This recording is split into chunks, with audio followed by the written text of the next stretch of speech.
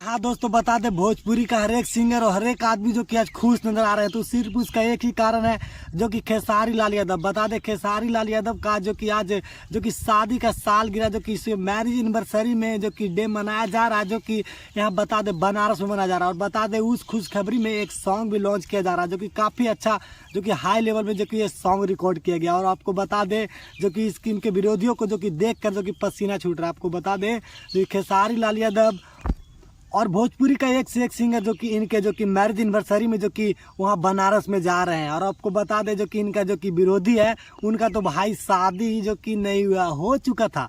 आपको बता दें उन्होंने 3 बार शादी किया, पर क्या मैरिज एनिवर्सरी मनाइएगा?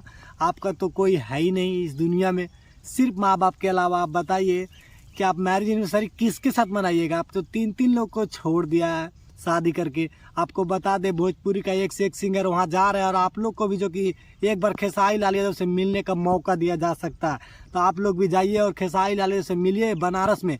तो कौन कौन जाइएगा आप कमेंट में पहले कर दीजिए हमारे वीडियो कमेंट में कि हम जा रहे हैं, और हमारे वीडियो को लाइक कर दीजिए और इस वीडियो को शेयर कर दीजिए ताकि खेसारी लाल यादव को भी लगे कि हाँ हमारे भी आज फैन जो कि एक से एक जो कि यहाँ पे आ रहा है। और आपको बता दें बहुत ही अच्छा व्यवस्था किया गया खेसारी लाल यादव की टीम के द्वारा से। और खेसारी लाल यादव का पूरा ही परिवार जो कि आज बनारस में जो कि इनका सॉन्ग लॉन्च भी इवेंट भी है और जो कि इनका मैरिज एनिवर्सरी है, तो वहीं पे देखने को मिलेगा। तो आप लोग भी जाइए और आनंद लीजिए।